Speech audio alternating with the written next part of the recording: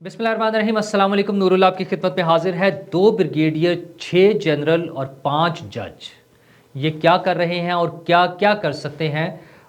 इमरान खान साहब खुद तो धोखा खा गए हैं, लेकिन नवाज़ शरीफ साहब की मदद करने को तैयार हैं और नवाज़ शरीफ साहब वापस आने को तैयार हैं। लेकिन इमरान खान साहब का बुशरा बीबी के साथ रिश्ता भी मशकूक हो गया है और राव अनवार साहब के साथ नाइंसाफ़ी हो गई है। हमारी अदलिया 130/139 ने दुनिया में जो उनका नंबर है, उन्होंने राव अनवार साहब के साथ क्या नाइंसाफ़ी की है, इन सब चीज़ों पर हम बात करेंगे।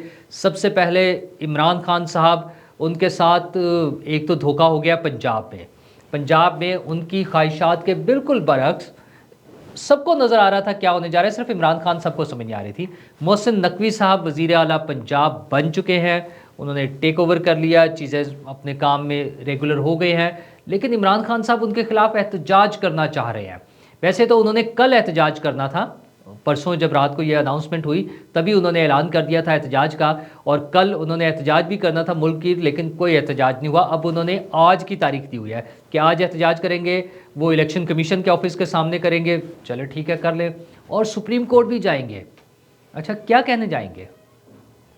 4 नाम, दोनों पार्टियों ने 2-2 नाम दिए, उनमें से एक नाम डिसाइड होना था। इलेक्शन कमीशन के पास केस किया, उन्होंने डिसाइड कर दिया। खान साहब क्या उसमें समझते हैं कि वो कोई नया काम कर सकते हैं या क्या नाम देंगे, पर उन्हें शौक़ है सुप्रीम कोर्ट में जाने का तो वो कर लें।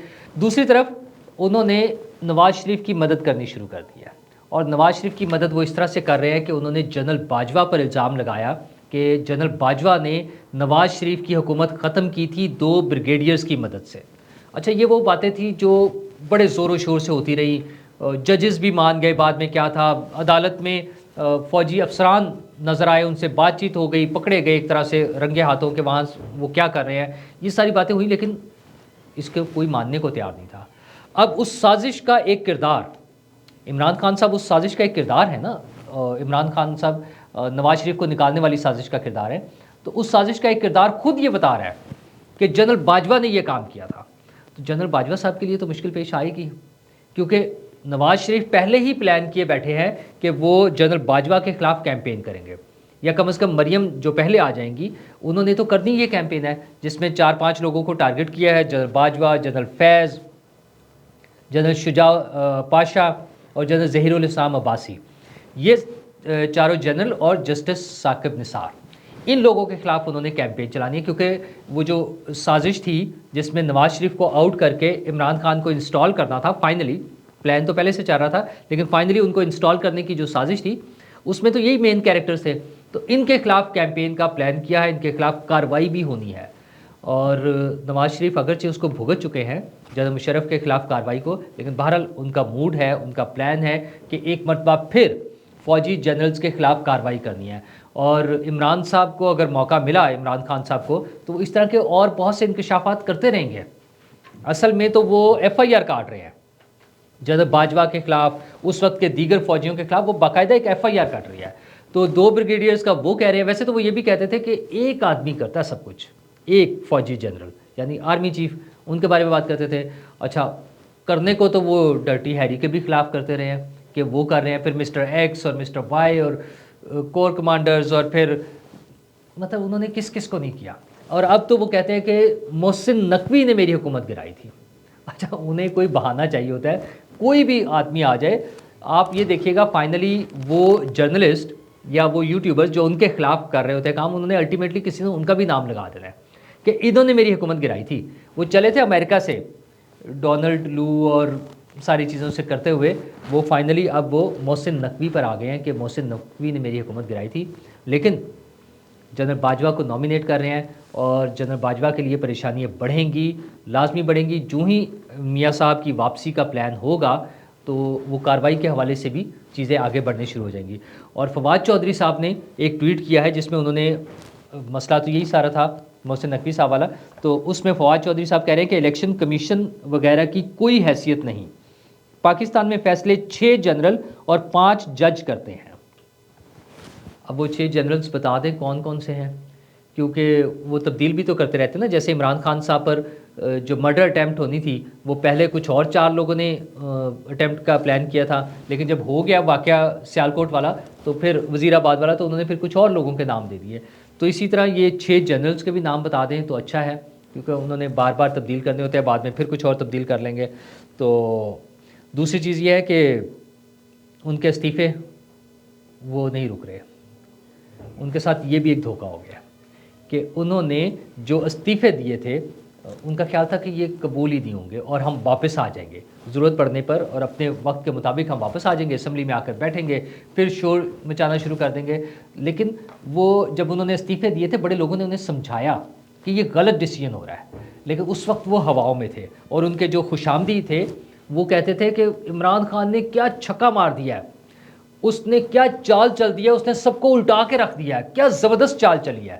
تو وہ چال کا اب یہ عالم ہے کہ وہ ترلے منتیں کرتے پھر رہے ہیں کہ ہمارے استعفے قبول نہ کریں، ہمیں واپس کر دیں.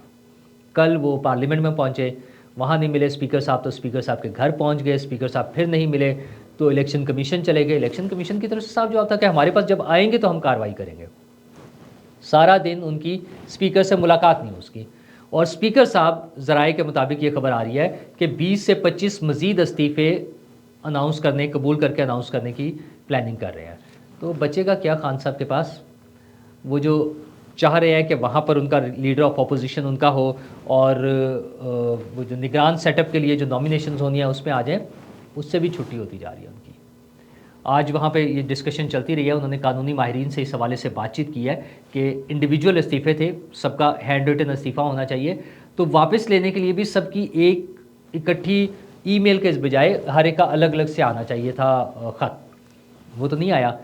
اسد عمر صاحب نے کل صبح آپ کو یاد ہوگا انہوں نے ایک ٹویٹ کر دیا تھا کہ ہم نے ای میل کر دیا.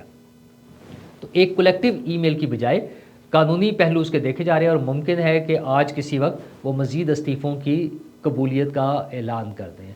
تو پی ٹی آئی جس چیز کو، جس چال کو چل کے خوش ہو رہے تھے سب لوگ کہ ہم نے بڑا تیر مار لیا ہے، ہم نے سب کو پریشرائز کرنے کی کوشش کی ہے، ہم نے لوگوں کو مشکل میں ڈال دیا، حکومت کو مشکل میں ڈال دیا، اسٹیبلشمنٹ کو مشکل میں ڈال دیا، وہ خود مشکل میں آ گیا. اور خواجہ آصف صاحب نے بھی پھر اس پہ بیان دیا نا کہ پہلے تو بڑے شور مچا کر گالم گلوچ کر کے استعفے دیے تھے، اور اب مرے جا رہے ہیں کہ یہ استعفے واپس ہو جائیں. تو سیاست تو پھر اسی طرح ہوتی ہے. خان صاحب آپ نے سیاست کرنے کی کوشش کی تھی، کامیاب نہیں ہوئی، اب دوسری پارٹی سیاست کر رہی ہے، تو آپ کی پارٹی سے چیخوں کی آوازیں آ رہی ہیں. کلیم آپ کا تھا کہ میں رلاؤں گا، چیخوں کی آوازیں آئیں گی، وہ تو گزر گیا ٹائم. اب آپ کی پارٹی سے، آپ کے کیمپ سے چیخوں کی آوازیں آ رہی ہیں، اور لاہور سے بھاگنے کا وقت بھی قریب ہے. وہ جو ایکسٹرا پروٹوکول اور سیکیورٹی وہ چینج ہو رہی ہیں چیزیں، پلان کریں. ممکن ہے کے پی میں کوئی اچھی پوزیشن مل جائے، اگر وہ ہو سکتی ہے تو پھر یہاں سے بھاگنا بہتر ہے. رانا ثناء اللہ صاحب واپس آ رہے ہیں، اور جو ہی وہ واپس آئیں گے تو معاملات خراب ہو سکتے ہیں. اور راؤ انوار صاحب کا فیصلہ کل آ گیا. نقیب اللہ محسود کا مرڈر ہوا تھا، 4 لوگوں کا مرڈر ہوا، جس کو پولیس مقابلہ کہا اور انہیں ایک کالعدم تنظیم کے کارکن یا رکن کہہ کر مارا گیا. بعد میں ثابت ہو گیا کہ وہ نہیں تھے اس کالعدم تنظیم کے رکن یا کارکن، یا ان سے تعلق نہیں تھا، اور مقدمہ چلا. اور 2018 سے جنوری 2018 کا یہ واقعہ تھا، اور اب آ کر 2023 میں 5 سال بعد اس کا فیصلہ آ گیا، اور فیصلہ یہ آیا ہے کہ تمام ملزمان کو بری کر دیا گیا. اچھا، حیرت کی بات اس لیے نہیں ہے کہ پاکستان میں یہی کچھ ایکسپیکٹ کیا جا سکتا ہے ہماری عدالتوں سے. ہماری وہ عدالتیں ہیں جو سیاسی کیس ہو نا اگر کوئی، تو جو بھی انویسٹیگیشن ہوتی ہے، جو رپورٹس تیار ہوتی ہیں، وہ آتی ہیں اور جج صاحبان اٹھا کر اس کو مارتے ہیں پھینک کر کہ یہ غلط ہے، اس کو چینج کریں، اس کو یہ ٹھیک کریں، اس کو یہ ٹھیک کریں. لیکن 4 انسانوں کی جان جائے یا 1 انسان کی جان جائے، کسی کو کوئی پریشانی نہیں ہوتی. بڑا سمپل سا طریقہ ہے کہ پروسیکیوشن نے ثبوت نہیں پیش کیے. او بھائی، مرڈر ہوا ہے اور ان لوگوں نے کیا تھا، تو مزید کس چیز کی پروسیکیوشن چاہیے، کس چیز کے ثبوت چاہیے؟ کوئی تو تھا ان میں سے مرڈر، وہ کون پوچھے گا اس کو؟ یہ جو دنیا میں 139 ملکوں کا جب سروے ہوتا ہے انصاف کے حوالے سے، عدالتی نظام کے حوالے سے، تو ہمارا پاکستان کا نمبر 130واں آتا ہے. ہم 130/139 ہیں. یہ ہماری عدلیہ ہے. اگر ہماری عدلیہ کے مراعات دیکھی جائیں، ان کی تنخواہیں دیکھی جائیں، ان کی گاڑیاں دیکھی جائیں، ان کی عیاشیاں دیکھی جائیں، تو دنیا میں जो टॉप के चंद एक ममालिक होंगे उसमें इनका रैंक आएगा, आई एम श्योर।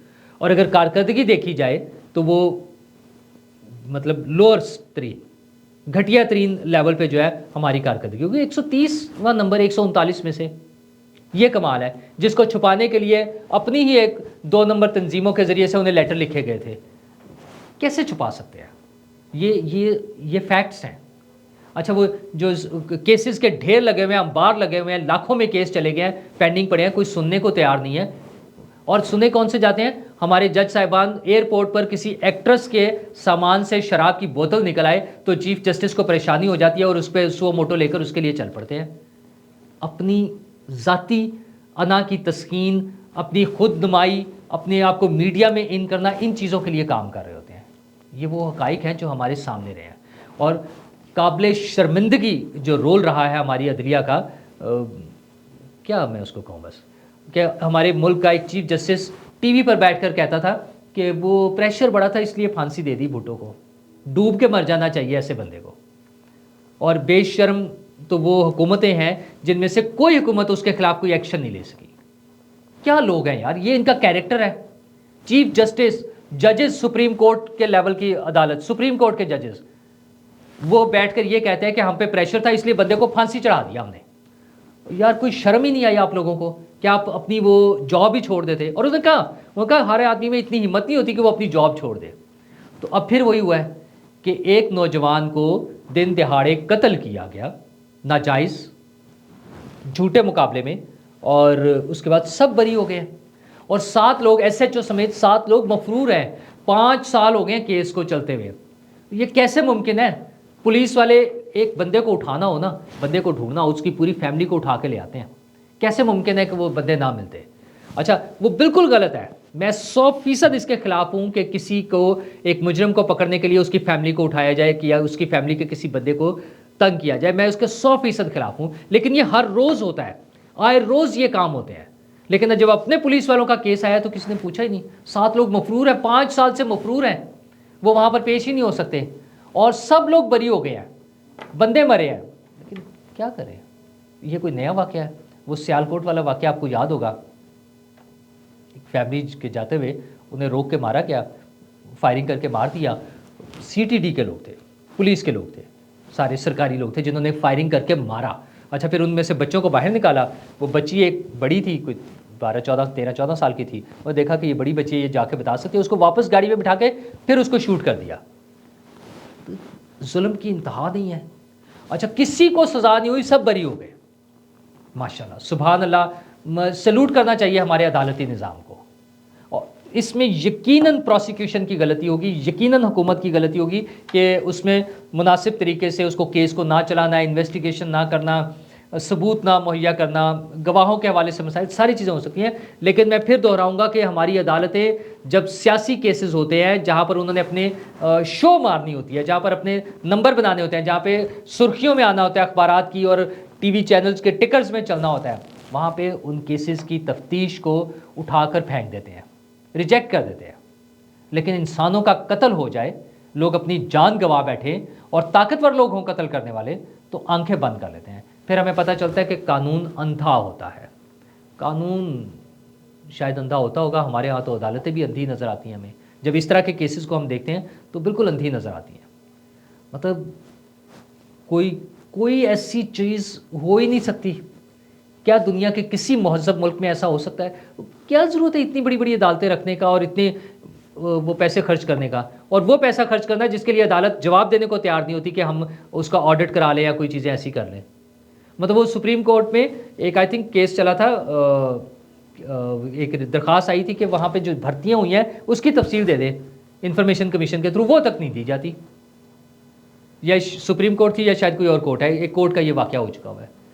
तो क्या हम इनसे उम्मीद रखें? वो तराजू लटकाए हुए हैं, छोड़ें, दफ़ा करें। तराजू के बजाय कोई मोबाइल लगा दें, कुछ और कर दें, कोई वॉलेट लगा दें, वहाँ पे कोई बंदूक लगा दें, कोई डंडा लगा दें, कि ताकतवर लोगों के लिए होना इंसाफ। आम आदमी के लिए तो इंसाफ ही नहीं है। कमाल ही करते हैं वैसे। ठीक है, कर लें। और इमरान खान साहब का बुशरा बीबी के साथ रिश्ता भी मशकूक है। ये बातें पहले भी बहुत दफ़ा हुई कि उनका जो निकाह था वो डाउटफुल था, डाउटफुल इस तरह से था कि वो इद्दत के दौरान हुआ।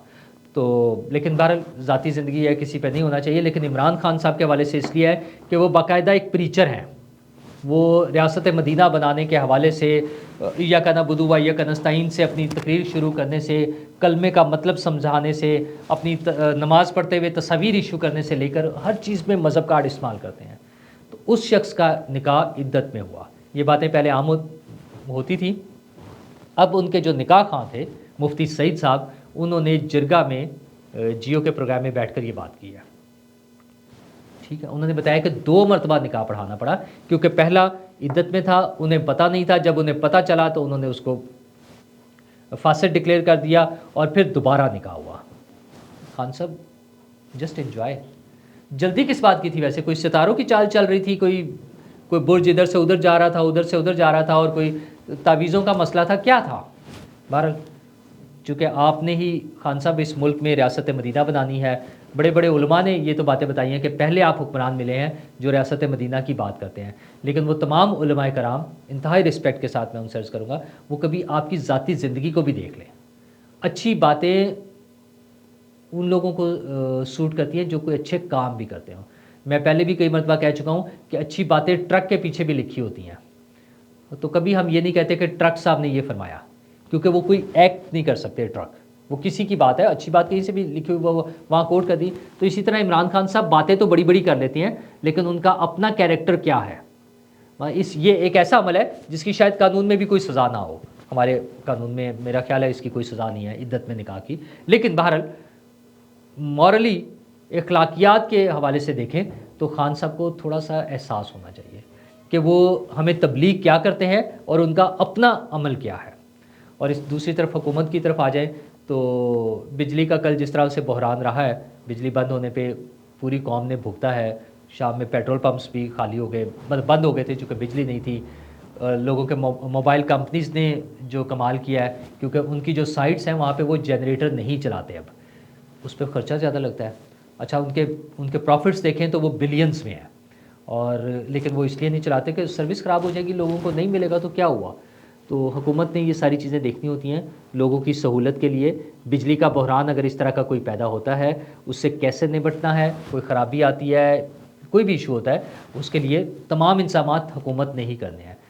बिजली की कीमत, पेट्रोल की कीमत, आटा और आटे की कीमत, या खाने पीने की अजनास, सारी चीज़ें ये हुकूमत की ज़िम्मेदारी हैं। हुकूमत जितनी जल्दी इन पर काम करना शुरू कर देगी उतना अच्छा है, वरना लोगों का सियासत पर और सियासतदानों से एतबार उठता जाएगा, और ये कोई अच्छा शगुन नहीं होगा।